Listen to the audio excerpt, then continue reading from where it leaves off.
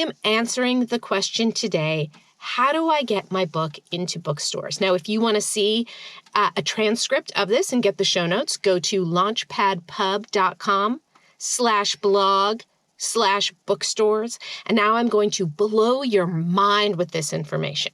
So my background is I come from traditional publishing. I published 6 books with HarperCollins. And I naively believed everything they told me. And so when they told me that bookstore doesn't want you, I just believed them. So my first books when they first came out, the first 2 weeks, they were in Barnes & Noble and Borders, back when that store existed, and then a bunch of other, indie stores all over, including my local favorite Book Soup. And then when those copies were sold, the books never came back, except for Book Soup, because I had a special relationship with them. And then I would literally call crying. I'm sure they didn't love that, and say, why won't Skylate have my books? And I would hear, they don't want your books. So I went around nursing these resentments for years. Sort of, people would say, can I get your book in bookstores? And I'd say, no, they don't want my books. Lo and behold, I start this publishing company, and I have a client, Emily Lynn Paulson, who gets her book in 60 bookstores. And I have to say to her, how did you do that? And she explained that she asked the members of her advanced reader team if they would go to their local bookstore and ask and say, do you have this book? And then say, I'm putting together a book club. I would much rather order this book from you over Amazon. Music to any bookseller's ears. And that's how she got her book in bookstores. So I discovered randomly, so let me tell you, backstory on Barnes & Noble. In 2005, when my first book came out, they talked about this woman, Cecily Hensley. If Cecily liked your book, you were in, you were made, you were going to be a #1 New York Times bestseller because she was the buyer for Barnes & Noble. Rumor was she had worked as a clerk in some random Barnes & Noble in Tennessee or whatever and worked her way up.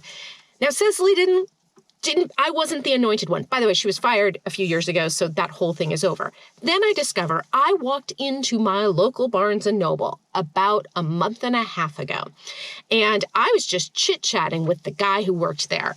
And I mentioned in passing that I'm an author, and he says, oh my God, do we have your books? And I said, oh, no, you guys aren't interested in my books. And he said, well, why don't I order them? He looks them up. He places an order. He said, hey, when your books come in and sign them, and then we can really hawk them as special signed books.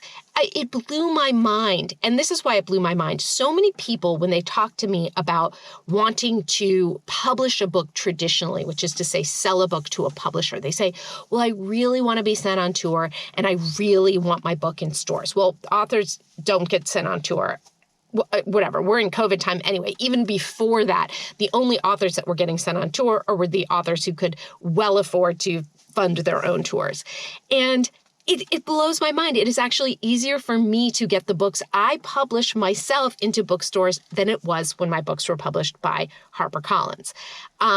There are a lot of people will say to me also, I want to sell my book at the airport bookstores, at Hudson News.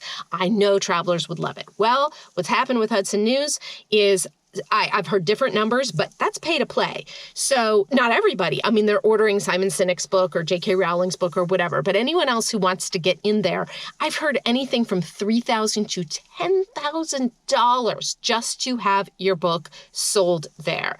And I have a client, Darren Prince, who did this crazy thing. He wanted his book into Hudson News, and so he walked by when he was going on a trip. He went and he said, he showed his book to the guy who worked there. And the guy's like, wow, this is an awesome book. I love it. Darren said, let me leave a couple copies for you.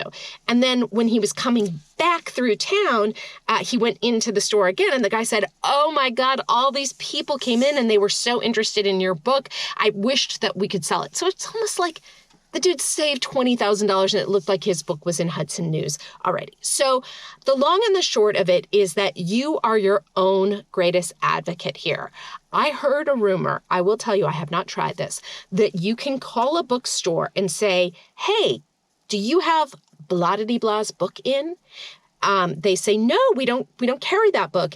And you can say, can you order 2 copies and not have to pay? And if the person who orders the copies doesn't come to pick it up, then the bookstore will sell your books. One key thing to mention is for your book to be orderable, which is not a word, it has to be listed in a distributor site. Ingram Spark is the one that my company uses. And what that means is that you pay $50 and your book is available not just on Amazon, but it can be Barnes & Noble, Walmart, Target, all the places.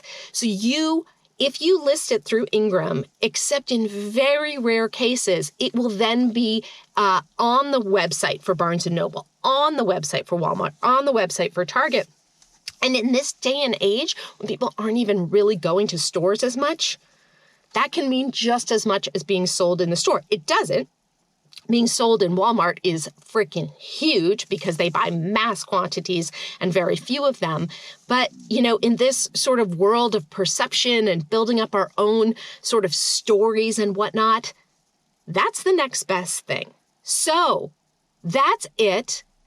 This was me, Anna David from Launchpad, answering the question, how do I get my book in bookstores? Remember, I would love to answer your question and give you a shout out. So just DM me on Instagram at Anna B. David, and I will see you next time.